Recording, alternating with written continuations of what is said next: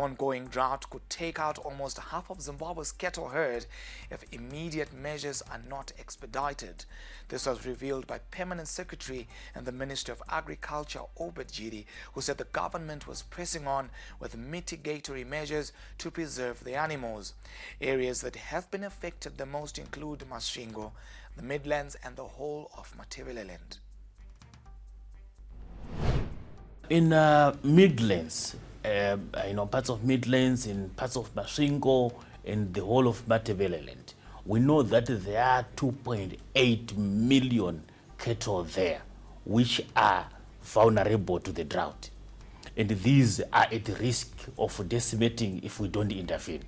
So really we know that we've been building, but the drought will, has come and has the potential to really diminish our numbers if we don't act together and act fast. Health and Child Care Minister Dr. Douglas Mambashura says there is increased demand for services from public hospitals, adding that more medicines and hospital equipment had been procured to meet the increased demand.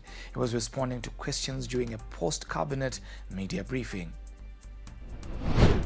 We have procured quite a lot of equipment to equip our labs so that people in the private sector, in the public sector, don't have to seek tests in the private sector. We have received quite a lot of laboratory equipment. In some areas, delays have been caused by renovations that need to be done to the infrastructure to suit the modern equipment that we are now purchasing. And as I speak, we have 10 anesthetic machines which need to be deployed in various district hospitals. We also have 67 monitors which have just arrived, which need to be deployed to make sure that we are able to carry out any operations in any of our district hospitals, provincial hospitals, as well as our referral hospitals. And in terms of medicines and some other accessories, we have just received a consignment which is still being cleared, and I hope either by Friday some of the drugs will have been cleared and will be delivered to NatFarm. We also are expecting a huge consignment worth about $5 million, which has been paid for this week.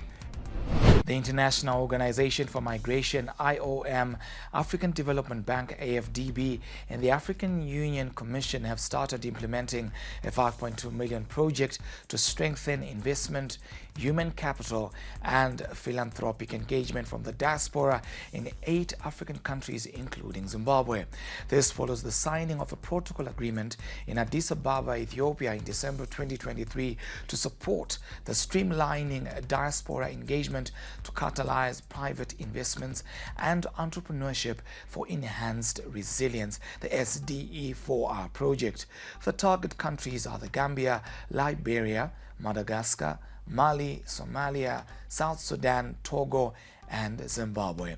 The African Development Bank approved the SDE4R project on 4 July 2023 with funding from its Transition Support Facility, the TSF.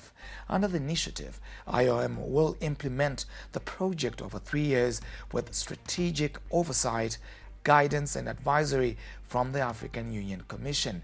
It is understood that it is a concrete example of a humanitarian development peace nexus partnership focused on implementation of strategic frameworks and shared priorities. Now, Zimbabwe are out of the COSAFA Cup after crashing to a 2-0 defeat to guest nation Kenya in their final Group B match at Wolfson Stadium in Gqeberha, South Africa today. The Warriors had begun the day at the top of Group B with 6 points, but the defeat to the Harambee Stars combined with Comoros' 1-0 win over Zambia today ended their tournament.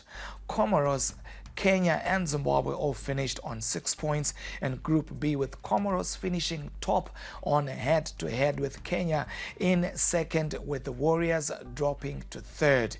In the other matches at the COSAFA Cup, Konapo Konapo, Ipapo Ipapo pa ZTN Prime, DSTV channel 294, the place to be.